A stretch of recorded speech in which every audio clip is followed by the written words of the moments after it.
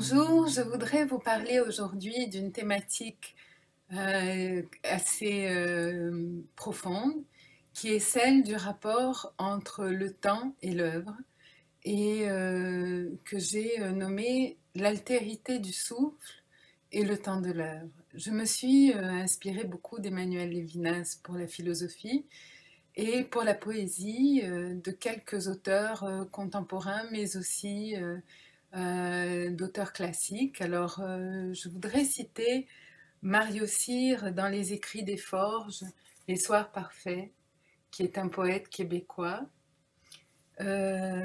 Aussi aux éditions du Noroît, Jacques Brault, poème. Également aux Écrits des Forges, Kerline Devise, Nudité et Fragments, qui est un ouvrage qui a été composé également avec la peintre Martine Fourcan. Et Jacques Prévert, Poète mortel de Nicolas Rosier, où il raconte Prévert. Et puis c'est aux éditions de Corlevoux. Et finalement, plus classique, Byron 1816, établi par Florian Balduc aux éditions Autrand. Donc, tous ces poètes ont en commun, bien que des univers extrêmement divers, univers contemporains, univers québécois, français, anglais, et puis je dirais que ce sont des auteurs qui vont aborder la question du souffle par le chemin des émotions. Ils n'ont pas peur d'aller vers les émotions, y compris les émotions des ébats érotiques ou des émotions de la perte de repères ou des émotions de la souffrance, voire de la souffrance à la limite du soutenable pour toutes sortes de raisons. Et donc ils vont travailler les émotions, toute la gamme des émotions, que ce soit les émotions heureuses, des soirs parfaits, ou des émotions bouleversantes, tristes et parfois même violentes. Et donc Emmanuel Lévinas, il démontre que le temps lui-même ne se donne que dans sa relation avec l'autre. C'est lorsqu'on entre en contact avec l'autre, et l'autre de l'œuvre ici en question, que le temps existe véritablement.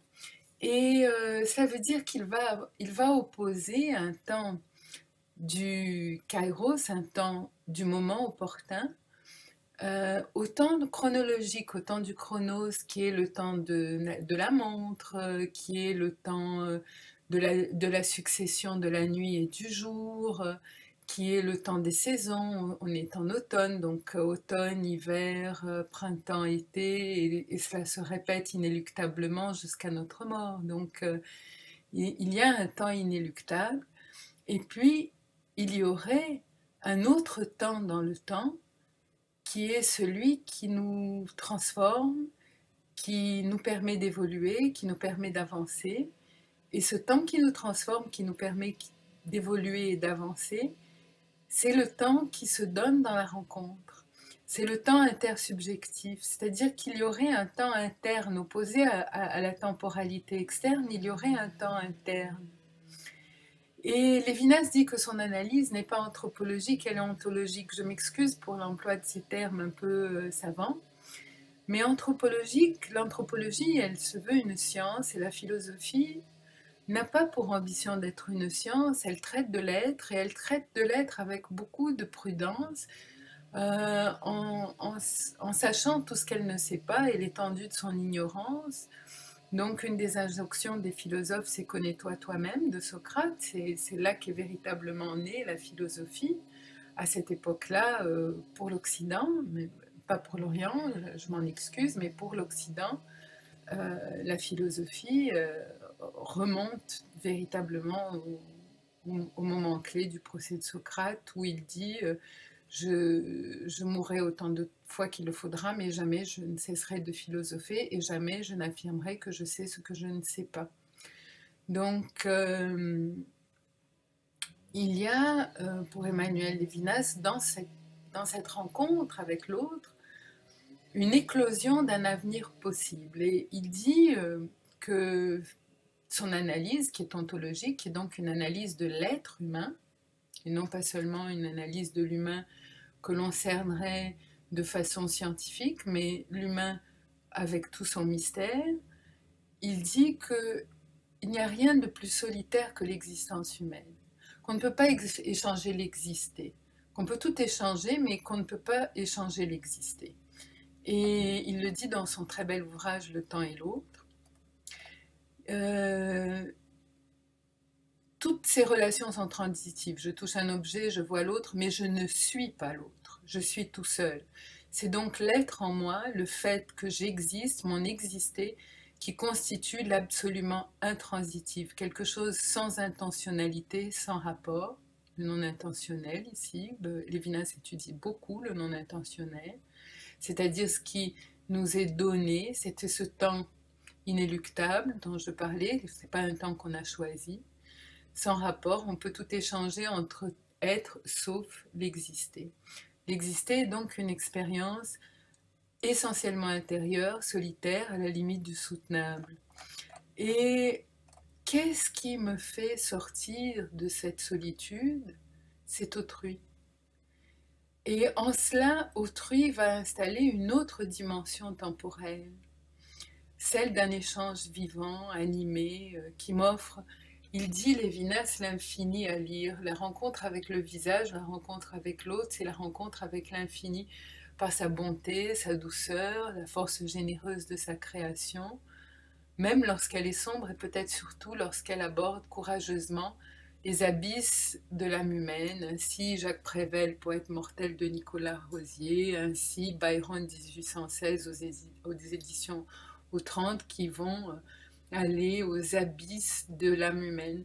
Ce temps, le professeur émérite René Barbier, dans son approche transversale des sciences humaines, écoute sensible, approche transversale, dans cette écoute sensible des sciences humaines, il raconte comment certains moments pour lui ont été des moments de flash existentiel, c'est-à-dire comme une caméra va éclairer très vite toute une zone d'obscurité et la mettre en lumière, et que ce flash va nous bouleverser et changer profondément la façon dont on voit les choses et même restructurer complètement la façon dont on voit les choses. Et certains événements, comme le décès de quelqu'un, d'un être cher, certains événements peuvent être des déclencheurs, des flashs existentiels. Et il y a là un souffle qui se donne. Et lorsque l'auteur n'est plus là, eh bien, l'avenir continue de se jouer dans la rencontre avec ses œuvres. Par exemple, nous avons perdu au CIRET, au Centre international de recherche et d'études transdisciplinaires, très récemment notre ami et professeur émérite René Barbier. Mais en l'écoutant dans ses vidéos, j'ai retrouvé sa voix, ce qui est d'ailleurs est très émouvant, parce que une des grandes pertes pour moi, c'est que je ne me souviens plus de la voix de ma grand-mère. Et cette possibilité de s'enregistrer en ligne fait qu'on a le contact avec la voix de la personne qui était notre amie. Et puis, parce que la voix, hein, c'est toute une histoire, elle véhicule justement ce souffle et cette aspiration. Et bien, ce souffle continue vivant par-delà la mort dans les œuvres, et ça veut dire que ces œuvres peuvent installer un bouleversement, même lorsque l'auteur n'est plus présent, comme c'est le cas de Lord Byron. et des œuvres de Lord Byron que je vous invite à consulter vraiment parce que c'est de toute beauté et de toute inspiration. Et c'est là que Lévinas dit: je ne définis pas l'autre par l'avenir, mais l'avenir par l'autre. C'est comme s'il y avait une possibilité pour nous d'évolution à travers la consultation des grandes œuvres de l'humanité. Vous me direz, mais on n'est pas très optimiste par les temps qui courent, et c'est vrai, l'époque est sombre, nous sommes dans de sombres temps, mais nous l'avons toujours été, nous avons toujours fait face à la barbarie, et peut-être ce n'est pas une question d'optimisme, mais de lucidité, de clairvoyance.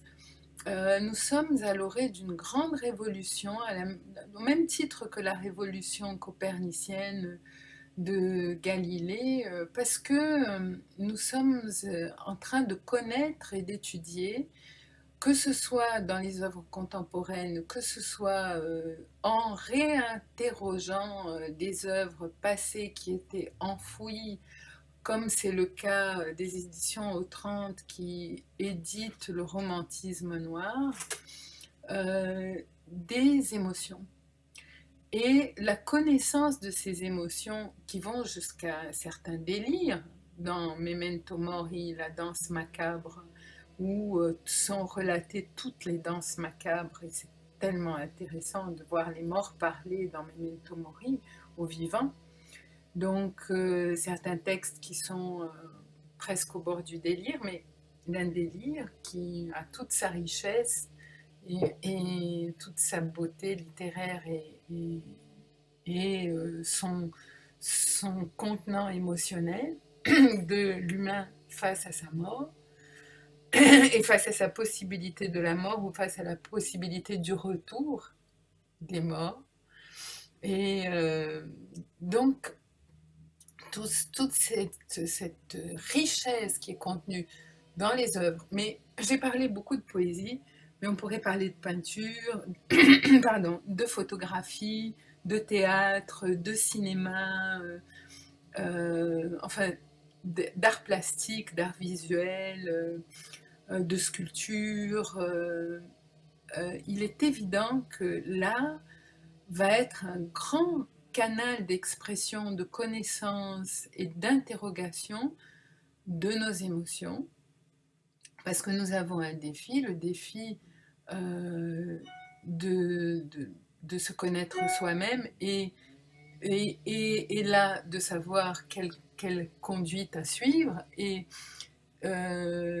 d'éviter la guerre avec soi-même ou la guerre avec les autres, c'est-à-dire ce grand enjeu, parce qu'on ne peut plus l'ignorer, de canaliser l'agressivité humaine qui est là, et je pense que c'est possible à partir du moment où on écrit, on peint, on photographie, on compose. J'ai oublié la musique, hein, mais la musique, il suffit d'écouter Glenn Gould jouer Bach. C'est assez admirable la façon dont le simple fait d'interpréter une œuvre va faire toute la différence dans l'écoute du morceau.